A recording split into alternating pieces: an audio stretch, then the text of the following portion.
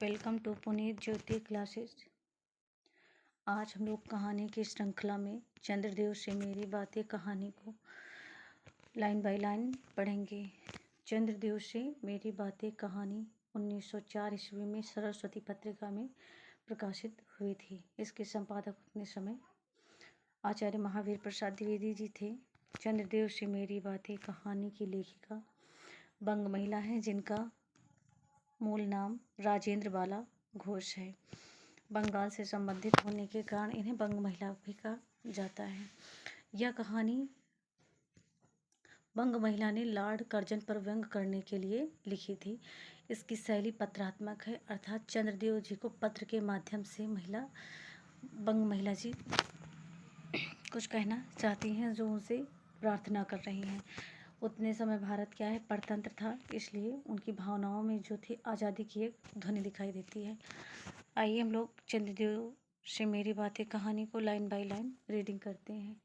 भगवान चंद्रदेव, आपके कमलवत कोमल चरणों में इस दासी का अनेक बार प्रणाम। दासी यहाँ स्वयं लेखिका ने अपने लिए दासी शब्द का प्रयोग किया है। आज मैं आपसे 2-4 बातें करने की इच्छा रखती हूँ। क्या मेरे प्रश्न का उत्तर आप प्रदान करेंगे? कीजिए, बड़ी कृपा होगी। देखो, सुनी अनसुनी सी मत कर जाना। यानी मैं जो आपसे निवेदन करूंगी, जो प्रार्थना करूंगी, उसको आप सुनना, अनसुनी मत करना। अपने बड़प्पन की ओर ध्यान देना। यानी आपका जो इतना प्रचलन है, इतना ज़्यादा आपकी विशेषताएं हैं कि आप सारे संसार को शीतलता प्रदान करते हैं, कि आपका बड़प्पन है, तो हमारी बात को भी सुनना। अच्छा कहती हूँ, सुनो। मैं सुनती हूँ आप इस आकाश मंडल में चिरकाल से वास करते हैं। चिरकाल से मतलब बहुत दिनों से वास करते हैं। क्या यह बात सत्य है? यदि सत्य है तो मैं अनुमान करती हूँ कि इस दृष्टि के साथ ही साथ अवश्य आपकी सृष्टि हुई होगी। यानी ये जो सृष्टि है, या पृथ्वी है, या जो ब्रह्मांड का निर्माण हुआ है, इसी के साथ चंद्रदेव जी आपका भी निर्माण हुआ होगा। तब तो आप ढेर दिन के पुराने बूढ़े कहे जा सकते हैं। आप इतने पुराने तो सही, पर काम सदा से एक ही और एक ही स्थान में करते आते हैं। यह क्यों? क्या आपको आपका डिपार्टमेंट महकमे में ट्रांसफ़र यानी बदली होने का नियम नहीं है? यहाँ लेखिका यह कहना चाह रही हैं कि आपको क्या ऊंची पोस्ट नहीं मिलती है? आप हमेशा एक ही कार्य करते हैं और विधिवत करते हैं। क्या आपकी गवर्नमेंट पेंशन भी नहीं देती है? बड़े खेद की बात है। यदि आप हमारी न्यायशिला गवर्नमेंट के किसी विभाग में सर्विस करते होते तो अब तक आपकी बहुत कुछ पदोन्नति हो गई होती। यानी आपको बहुत अच्छे पद पर, एक पोस्ट पर पहुंचा दिया गया होता। यह एक कमेंट कर रही हैं या व्यंग कर रही हैं राजेंद्र बाला घोष जी। और ऐसी पोस्ट पर रहकर भारत के कितने ही सुरम्य नगर, पर्वत, जंगल, झाड़ियों में भ्रमण करते। यानी कभी आपको भारत के किसी राज्य में भेज दिया जाता, कभी किसी राज्य में, तो कोई राज्य पर्वत जंगल के घूमने के लिए प्रसिद्ध है, कोई किसके लिए प्रसिद्ध हो। इन सभी सुरम्य वातावरण का आप क्या भ्रमण करते। अंत में इस वृद्ध अवस्था में पेंशन प्राप्त कर काशी ऐसे पुनीत और शांति धाम में बैठकर हरि नाम स्मरण करके अपना परलोक बनाते। यह बड़ी भारी भूल हुई है। भगवान चंद्रदेव, क्षमा कीजिए, क्षमा कीजिए। आप तो अमर हैं, आपको मृत्यु कहाँ? तब परलोक बनाना कैसा? यानी आपको परलोक की आवश्यकता ही नहीं, क्योंकि आपकी मृत्यु नहीं होगी, आप अमर हैं। ओहो, देवता भी अपनी जाति के कैसे पक्षपाती होते हैं। देखो ना, चंद्रदेव को अमृत देकर उन्होंने अमर कर दिया। तब यदि मनुष्य होकर हमारे अंग्रेज अपनी जाति वालों का पक्षपात करे तो आश्चर्य ही क्या है। यहाँ पर राजेंद्र बाला घोष जी यह बताना चाह रहे हैं कि जब देवताओं ने जो दैत्य हैं या दानव हैं, उनको अमृत न दे करके विष दिया था, अन्य सादा पानी दिया था, उन्हें अमृत नहीं दिया था। उन्होंने देवताओं की ओर अमृत दिया था और दानवों की ओर नहीं दिया था। तो यह भेदभाव देवताओं में भी है, मनुष्यों में ही केवल यह भेदभाव नहीं है। अंग्रेज अगर पक्षपात कर रहे हैं तो यह ईश्वर में भी पक्षपात है। अतः यदि आपको अंग्रेज जाति की सेवा करना स्वीकार हो तो एक एप्लीकेशन, निवेदन पत्र हमारे आधुनिक भारत प्रभु लॉर्ड कर्जन के पास भेज देंगे। आशा है कि वे आपको आदरपूर्वक अवश्य आह्वान करेंगे, क्योंकि आप, ये पंक्ति थोड़ा इम्पोर्टेंट है, कि आप अधम भारतवासियों के बहादुर कृषांग तो हैं ही नहीं, जो आपको अच्छी नौकरी देने में उनकी गौरांग जाति कुपित हो उठेगी।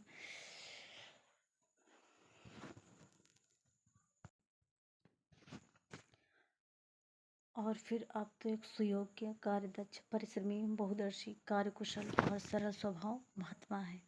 यहाँ महात्मा शब्द चंद्रदेव जी के लिए प्रयोग हुआ है। मैं विश्वास करती हूँ कि लॉर्ड कर्जन हमारे भारत के स्थायी भाग्य विधाता बनकर आवेंगे। तब आपको किसी कमीशन का मेंबर नहीं तो किसी मिशन में भर्ती करके वे अवश्य ही भेज देंगे, क्योंकि उनको मिशन और कमीशन दोनों ही अत्यंत प्रिय हैं। आपके चंद्रलोक में जो रीति और नीति सृष्टि के आदिकाल में प्रचलित थी वे ही सब अब भी हैं। पर यहाँ तो इतना परिवर्तन हो गया है कि भूत और वर्तमान में आकाश पाताल सा अंतर हो गया है। मैं अनुमान करती हूँ कि आपके नेत्रों की ज्योति भी कुछ अवश्य ही मंद पड़ गई होगी। यहाँ लेखक चंद्रदेव पर व्यंग करते हुए कहते हैं कि आप तो चिरकाल से हैं और यहाँ पे नए नए लोग आ रहे हैं, बहुत सारा परिवर्तन है, लेकिन आप जब चिरकाल से हैं कि तो आपके नेत्रों की जो ज्योति है आपको जो दिखाई देता है वो उसमें कुछ धीमापन या मंदी आ गई होगी। यह लाइन काफ़ी इंपॉर्टेंट है कि आधुनिक भारत के संतान लड़कपन से ही, यहाँ पे के शब्द का प्रयोग नहीं किया गया है, कि संतान लड़कपन से ही चश्मा धारण करने लगी है। इस कारण आप हमारे दीनहीन क्षीण प्रभ भारत को उतनी दूर से भली भांति न देख सकते होंगे। अतएव आपसे निवेदन करती हूँ कि एक बार कृपा करके भारत को देख जाइए। यद्यपि इस बात को जानती हूँ कि आपको इतना अवकाश कहाँ पर है। 8वें दिन नहीं तो महीने के एक दिन अर्थात अमावस्या को तो आपको हॉलीडे छुट्टी अवश्य रहती है। यहाँ पे चंद्रदेव को अमावस्या को हॉलीडे का दिन क्यों बताया गया? क्योंकि अमावस्या की रात को चंद्रमा पूरी रात दिखाई नहीं देता है। दिखाई ना देने का मतलब है उस दिन चंद्रमा को, यहाँ लेखिका ने ले लिया है कि छुट्टी रहती है। यदि आप उस दिन चाहें तो भारत का भ्रमण कर सकते हैं। इस भ्रमण में आपको कितने ही नूतन दृश्य देखने को मिलेंगे जिसे सहसा देखकर आपकी बुद्धि कुछ चकरा जाएगी। यानी आप जहाँ हैं चिरकाल से, वहाँ तो विशेष परिवर्तन नहीं हुआ, लेकिन इस धरती पर बहुत परिवर्तन हुआ। इतना परिवर्तन हुआ है कि आप उसे देख करके आश्चर्यचकित हो जाएंगे। यदि आपसे सारे हिंदुस्तान का भ्रमण शीघ्रता के कारण ना हो सके तो केवल राजधानी कलकत्ता को देख लेना तो अवश्य ही उचित है। उतने समय जब यह निबंध लिखा गया है, यह कहानी भी है, निबंध भी है, इसको कई रचनाकारों ने निबंध श्रेणी में भी रखा गया है, लेकिन यूजीसी नेट में चंद्रदेव से मेरी बातें कहानी श्रेणी में रखा गया है। तो इसमें जब यह लेखिका ने रचना की उतने समय भारत की राजधानी कलकत्ता थी, इसीलिए लेखिका ने कहा है कि केवल राजधानी कलकत्ता को देख लेना तो अवश्य ही उचित है। वहाँ के कल कारखानों को देखकर आपको यह अवश्य ही कहना पड़ेगा कि यहाँ के कारीगर तो विश्वकर्मा के भी लड़क दादा निकले। लड़क दादा मतलब उनसे भी बेहतर कलाकारी करते हैं यहाँ के कारीगर। देवताओं के घर का निर्माण कौन करता है? विश्वकर्मा जी करते हैं। और वही जब कारीगरी जब भारत में मिस्त्री लोग करते हैं तो कहा गया कि विश्वकर्मा जी के भी लड़क दादा हैं, उनसे भी 20 है।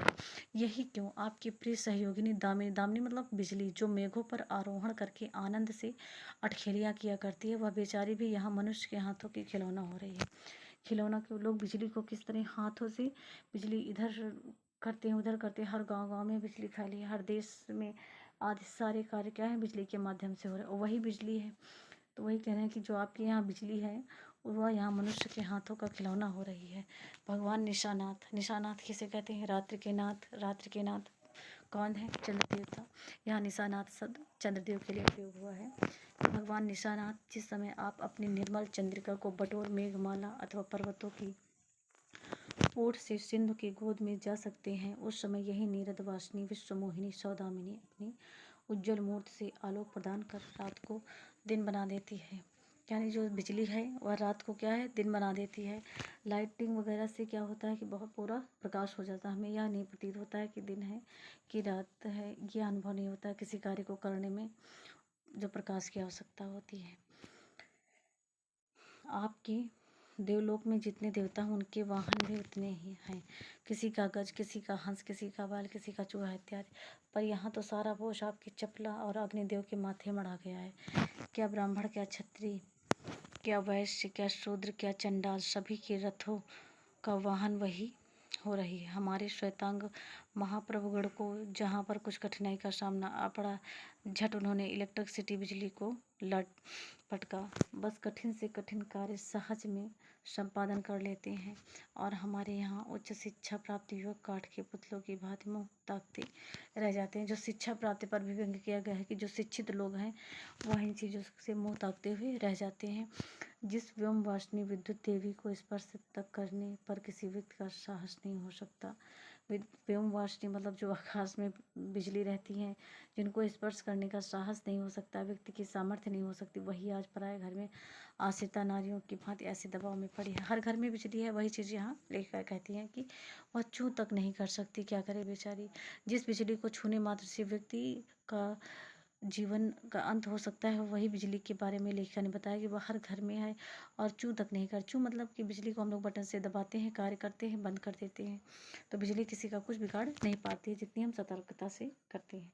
बेचारी की, यहाँ पर बिजली को बेचारी कहा गया है, दासी कहा गया, कई शब्दों का प्रयोग किया गया है। बेचारी के भाग में विधाता ने दासी वृत्ति ही लिखा था।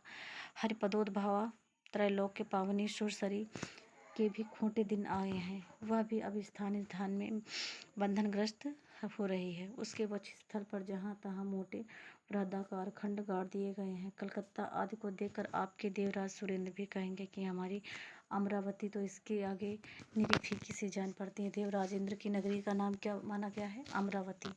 और अमरावती के सामने, कलकत्ता के सामने अमरावती को फीकी यानी उसको मंद बताया गया है कि उसकी शोभा उतनी नहीं है जितनी शोभा कलकत्ता की है। वहाँ ईडन गार्डन तो पारिजात परिशोभित नंदन कानन को भी मात दे रहा है। ईडन गार्डन जो है, जो कलकत्ता में है, वह क्या है? जो देवराज इंद्र का नंदन कानन है उसको भी मात दे रहा है, यानी टक्कर दे रहा है। वहाँ के विश्वविद्यालय के विश्वश्रेष्ठ पंडितों की विश्वव्याधिनी विद्या को देखकर वीणा पाठ सरस्वती देवी भी कहने लग जाएंगे कि निस्संदेह इन विद्या दिग्गजों की विद्या चमत्कारिणी है। वहीं के फोर्ट विलियम के फौजी सामान को देखकर आपके देव सेनापति कार्तिकेय बाबू के भी छक्के छूट जाएंगे। यहाँ पे ये क्वेश्चन बन सकता है कि देव सेनापति कौन है? तो यहाँ पे कार्तिकेय को कहा गया, भगवान कार्तिकेय को, जो भगवान शिव के पुत्र हैं। छक्के छूट जाएंगे यानी वो भी पराजित हो जाएंगे, क्योंकि देव सेनापति महाशय देखने में खास बंगाली बाबू से जचते हैं और उनका वाहन भी एक सुंदर मयूर है। बस इससे उनके वीरत्व का भी खूब भी परिचय मिलता है। वहाँ के मिट टकसाल को देखकर सिंधु तनिया आपकी प्रिय सहोदरा कमला देवी और कुबेर भी अचकचा जाएंगे। भगवान चंद्रदेव इन्हीं सब विश्वमयोत्पादक अपूर्व दृश्यों का अवलोकन करने हेतु तो आपको सादर आमंत्रित तथा सविनय आहूत करती हूँ। संभव है कि यहाँ आने से आपको अनेक लाभ भी हों। आप तो अनादिकाल से निज उज्ज्वल वप में कलंक की कालिमा लेपन करके कल की शशांक, शशधर, ससलांछन आदि उपाधि मालाओं से विभूषित हो रहे हैं। सिंधु तनिया होने पर भी जिस कालिमा को आप आज तक नहीं धो सके हैं, वही आजन्म कलंक शायद यहाँ के विज्ञानविद पंडितों की चेष्टा से छूट जाए। ये जो ग्रीन कलर से लाइन है, ये काफ़ी इम्पोर्टेंट है।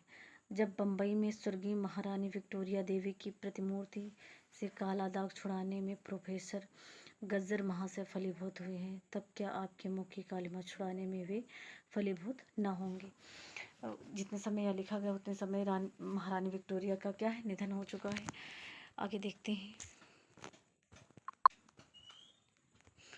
शायद आप यह बात भी अभी तक विदित नहीं हुई कि आप और आपके स्वामी सूर्य भगवान पर जब हमारे भूमंडल की छाया पड़ती है तभी आप लोगों पर ग्रहण होता है। पर ऐसा थोथा विश्वास करना आप लोगों की भारी भूल है। अतः हे देव, मैं विनती करती हूँ कि आप अपने हृदय से इस भ्रम को जड़ से उखाड़ कर फेंक दीजिए। अब भारत में ना तो आपके और ना आपके स्वामी भुवन भास्कर सूर्य महाशय ही के वंशधरों का साम्राज्य है। वंशधरों का जैसे सूर्यवंश भगवान राम को माना जाता है, चंद्रवंश भगवान कृष्ण को माना जाता है, तो यहाँ लेखिका कहती हैं कि ना आपके स्वामी भुवन भास्कर सूर्य महाशय ही की वंशधरों का साम्राज्य है और न अब भारत की वह शस्त्र श्यामलता स्वर्ण प्रसूता मूर्ति ही है। अब तो आप लोगों के अज्ञात एक अन्य द्वीपवासी परम शक्तिमान गौरांग महाप्रभु इस सुविशाल भारतवर्ष का राज्य वैभव भोग रहे हैं। यहाँ पर व्यंग किया गया है लॉर्ड कर्जन पर। अब तक मैंने जिन बातों का वर्णन आपसे स्थूल रूप में किया वह सब इन्हीं विद्या विशारद गौरांग प्रभुओं की कृपा कटाक्ष का परिणाम है। यूँ तो यहाँ प्रतिवर्ष पदवी दान के समय कितने ही राज्य विहीन राजाओं की सृष्टि हुआ करती है। ये पंक्ति काफ़ी इंपॉर्टेंट है कि यहाँ प्रतिवर्ष पदवी दान के समय कितने ही राज्य विहीन राजाओं की सृष्टि हुआ करती है, पर आपके वंशधरों में जो 4 राजा महाराजा नाम मात्र के हैं भी वे काठ के पुतलों की भांति हैं। जैसे उन्हें उनके रक्षक नचाते हैं वैसे ही वे नाचते हैं। शिव शंभू के चिट्ठे जो एक निबंध संग है बाल मुकुंद गुप्त जी का, उससे इसकी पंक्तियाँ काफ़ी मतलब पूरी पंक्तियाँ नहीं हूबहू मैच करती हैं, लेकिन लॉर्ड कर्जन शब्द का प्रयोग हुआ है, महारानी विक्टोरिया का प्रयोग हुआ है, तो इन प्रयोगों से कंफ्यूज हो जाता है कि यह चंद्रदेव से मेरी बातें कहानी से ली गई हैं या शिव शंभू के चिट्ठे से है, या एक निबंध एक रचना भारतेंद्र हरिश्चंद्र जी की भी लगी है, भारतवर्ष उन्नत कैसे हो सकती, उसमें भी इस तरह की कथानक आए हैं। तो इन चीज़ों को थोड़ा क्लियरली पढ़ना ताकि कंफ्यूज ना हो।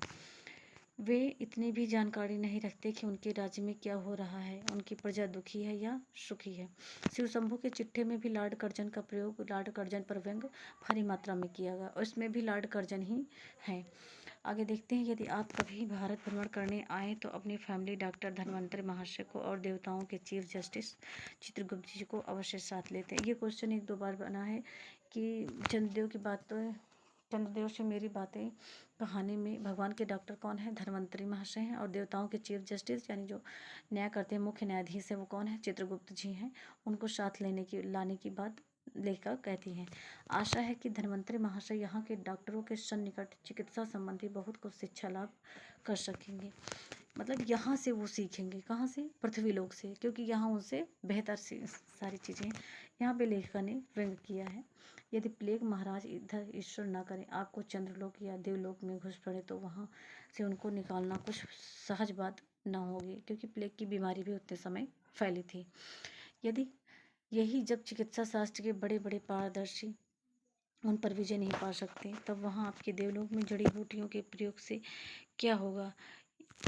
यहाँ के इंडियन पीनल कोड की धाराओं को देखकर चित्रगुप्त महाराज अपने यहाँ की दंड विधि कानून को बहुत कुछ सुधार सकते हैं। यानी लेखिका कहती हैं कि जो चित्रगुप्त हैं उनकी जो दंड विधि है उसमें सुधार होना आवश्यक है, सुधार होना जरूरी है, लेकिन भारत की जो न्यायपालिका है, न्याय करने वाली चीज़ें हैं उनको सुधारना आवश्यक नहीं है। मानी वो इतनी अच्छी हैं कि चित्रगुप्त उनसे आकर सीखें। यह व्यंग है, क्योंकि उतने समय जो अंग्रेजों का राज्य है कैसे उनसे भारतीयों को दबाया जा रहा था, ये सारी चीज़ें इस कहानी में हल्का सा उभर के आई हैं। यदि बोझ ना हो तो यहाँ से वे 2-4 टाइपराइटर भी खरीद ले जाएं। टाइपराइटर जब प्लेग महाराज के अपार अनुग्रह से उनके ऑफिस में कार्य की अधिकता हुई तब उनसे उनकी राइटर्स बिल्डिंग के राइटर्स के काम में बहुत ही सुविधा और सहायता पहुँचेगी। वे लोग 2 दिन का काम 2 घंटे में कर डालेंगे। अच्छा, अब आपसे विदा होती हूँ। लेखिका इतना जो लॉर्ड कर्जन पर व्यंग करना था, चंद्रदेव से अपनी शिकायत कर रही हैं या पत्र लिख रही हैं, तो लॉर्ड कर्जन के बारे में बता रहे थे। उनका साम्राज्य ऐसा भारत में है, यहाँ से चंद्रदेव जी के जो चीफ जस्टिस हैं, मुख्य न्यायाधीश हैं, उनके देवता हैं, उनकी जो और जितने भी पद हैं उनको यहाँ से सीखने की यानी भारत से सीखने की आवश्यकता है, क्योंकि भारत के महाप्रभु लॉर्ड कर्जन है, वो कभी गलत कर ही नहीं सकते हैं। यह एक व्यंग है। वे लोग 2-3 अच्छा, अब मैं आपसे विदा होती हूँ। मैंने जो आपसे इतनी बातें कही पर खेद है आपने उनके अनुकूल या प्रतिकूल एक बात का भी उत्तर ना दिया है, परंतु आपके इस मौनावलंब को मैं स्वीकार का सूचक समझती हूँ। यानी आपने जो उत्तर नहीं दिया तो मैं यही मानती हूँ आपने मेरे इस पत्र को, मेरी इन बातों को स्वीकार कर लिया है और इस पर कुछ अच्छा परफॉर्मेंस देंगे। अच्छा, तो मेरी प्रार्थना को कबूल करके एक दफ़ा यहाँ आइए ज़रूर। एक बंग महिला यानी एक बंगाल में रहने वाली महिला, एक बंग महिला राजेंद्र बाला घोष जी अंत में भी प्रार्थना करते हैं कि चंद्रदेव इन सब स्थितियों को यहाँ देख जाइए। कुछ और चीज़ें इस कहानी में इम्पॉर्टेंट हैं जिनको हम लोग देखेंगे। इसकी रचनाकार हमने देख ही लिया पहले कि राजेंद्र बाला घोष, यानी उनका एक उपनाम है बंग महिला। इस कहानी का प्रकाशन वर्ष चंद्रदेव से मेरी बातें 1904 ईस्वी में सरस्वती पत्रिका में प्रकाशित हुई थी। यह हिंदी की प्रथम राजनीतिक कहानी है। इसमें राजनीति के तत्वों को प्रधानता दी गई है, तो यह हिंदी की प्रथम राजनीतिक कहानी मानी जाती है। इस हिसाब से भी यह कहानी काफ़ी इम्पॉर्टेंट है। वर्ण विषय या उद्देश्य इसका क्या है कि लॉर्ड कर्जन की शासन नीति पर व्यंग करना, भारतीय बदहाल आर्थिक स्थिति, बेरोजगारी, स्त्रियों की दयनीय दशा का चित्रण है इसमें चंद्रदेव से मेरी बातें कहानी में। इसके प्रमुख पात्र कौन है? भगवान चंद्रदेव हैं। इन्हें वृद्ध भी कहा गया है। कथानायिका इसमें लेखिका ही धन्वंतर देवताओं के वैद्य जी हैं। ये मुख्य टिप्स हैं जो उससे हटाए गए हैं उसी कहानी से, जो एग्ज़ाम की दृष्टि से काफ़ी इम्पोर्टेंट है। चित्रगुप्त जी देवताओं के न्यायाधीश हैं। लॉर्ड कर्जन भ्रष्ट नीति का प्रतीक है। यह इसकी शैली क्या है? हास्य व्यंग्य प्रधान शैली है। संबोधन शैली है, यानी संबोधित किया गया है चंद्रदेव को। मंग महिला के पिताजी का क्या नाम था? राम प्रसन्न घोष। पति इनके पूर्णचंद्र थे। इनका विवाह इन्हीं के पूर्णचंद्र जी के साथ हुआ था। यह कहानी लॉर्ड कर्जन के शासनकाल में लिखी गई 1904 में। यह भवदेव पांडे जी का एक कथन है कि चंद्रदेव से मेरी बातें हिंदी साहित्य की पहली कहानी है जिसने अपने समय की राजनीति और अर्थनीति को केंद्रीय तथ्य बनाया। यानी राजनीति पर जो व्यंग करते हुए किसी कहानी का जब पहली बार निर्माण हुआ तो वह पहली कहानी चंद्रदेव से मेरी बातें हैं। आशा करते हैं सभी को यह कहानी विधिवत समझ में आई होगी और इसके जो इम्पोर्टेंट तथ्य उनको मैं बताकर जल्दी थी, और वो चीज़ें भी आप लोग नोट कीजिएगा। इसमें कुछ भी अगर त्रुटि हो तो उस पर ज़रूर कमेंट कीजिएगा कि ये चीज़ नहीं है। मैंने सब ऑथेंटिक बुक से ही लगभग चीज़ें बनाई हैं, कोई चीज़ें ऐसी नहीं है, आयोग उनको मानेगा। Thank you.